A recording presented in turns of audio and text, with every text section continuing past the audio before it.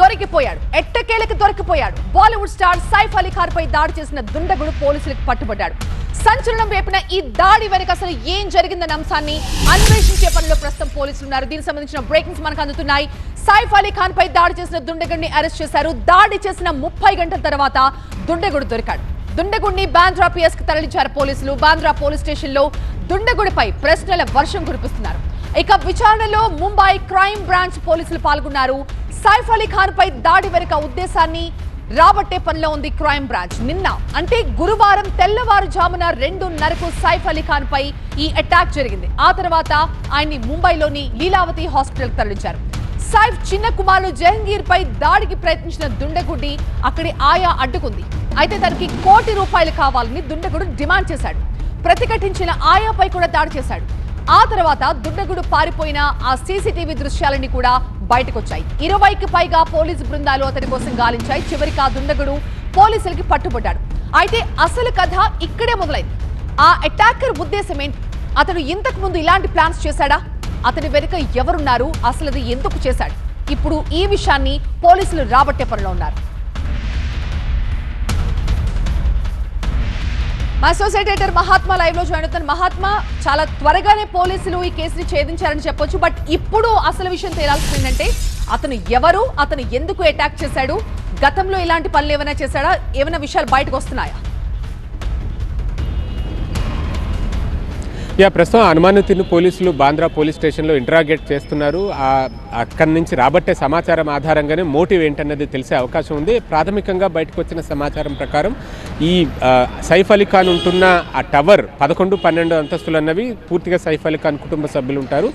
ఆ టవర్కి పక్కనే మరొక టవర్లో కొంత నిర్మాణ పనులు జరుగుతున్నాయని, అందులో పనిచేసే ఒక నిర్మాణ కార్మికుడే అయి ఉండొచ్చు అన్న సమాచారం వస్తుంది. ఎందుకంటే ఈ అటాక్ జరిగిన మొత్తం క్రమం అంతా మనం ఒకసారి పరిశీలిస్తే కనుక ఒక ఏసీ డక్ట్ నుంచి అర్ధరాత్రి 2 గంటల సమయంలో సైఫ్ అలీ ఖాన్ ఇంట్లోకి ప్రవేశించాడు ఆ ఆగంతకుడు.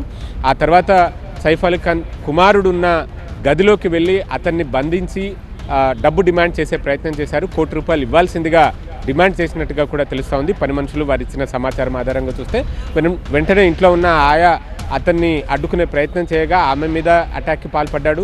ఈ అలజడంతా విన్న తర్వాత సైఫ్ అలీ ఖాన్, కరీనా కపూర్ అందరూ కూడా ఆ గదిలోకి పరిగెత్తుకుంటూ వెళ్ళారు.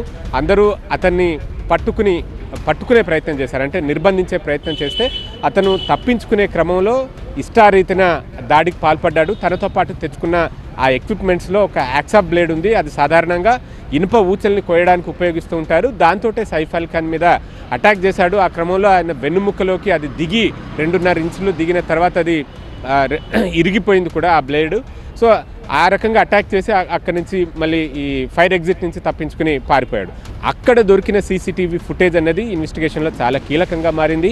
ఆ ఫుటేజ్ని బేస్ చేసుకుని 20 బృందాలు మొత్తం ఎక్కడికక్కడ ముంబై నగరాన్ని గాలింపు చేపట్టాయి. తమ ఇన్ఫార్మర్ నెట్వర్క్ని యాక్టివేట్ చేశాయి. దాంతో బాంద్రా రైల్వే స్టేషన్ సమీపంలో అనుమానాస్పదంగా తచ్చాడుతున్న ఈ వ్యక్తి గురించి సమాచారం రావడంతో పోలీస్ బృందం వెళ్ళి అతన్ని అదుపులోకి తీసుకున్నారు. ఈ దాడికి పాల్పడింది అతనేనా కాదా అన్నది అధికారికంగా ఇంకా ధృవీకరించాల్సి ఉంది. కానీ ఆ సీసీటీవీ ఫుటేజ్ ఇప్పుడు పోలీస్ స్టేషన్లోకి ఇతన్ని తీసుకెళ్తున్న ఆ దృశ్యాలను కంపారిటివ్లీ చేసి చూస్తే ఇద్దరు ఒకటేనన్నట్టుగా చూడడానికైతే అనిపిస్తుంది. పోలీసులు ఇంకా ఈ సమాచారం ధృవీకరించాలి. మోటివ్ అయితే ఖచ్చితంగా డబ్బులు డిమాండ్ చేయడమే అన్నది చూస్తుంటేనే అర్థమవుతుంది. అతను ఆ సీన్లో ₹1 కోటి డిమాండ్ చేశాడు. దాన్ని బట్టే అతను డబ్బు కోసమే వచ్చాడన్నది అర్థమైంది. కాకపోతే ఇక దొరికిపోతాను అన్న భయంతో ఎదురు దాడికి పాల్పడి అక్కడి నుంచి పారిపోయాడు అన్నది ప్రస్తుతం ప్రాథమికంగా ఉన్న సమాచారం. ఫర్దర్ ఇన్ఫర్మేషన్ పోలీస్ ఇన్వెస్టిగేషన్లో మనకు బయటకు వస్తుంది. Right, thank you Mahatma.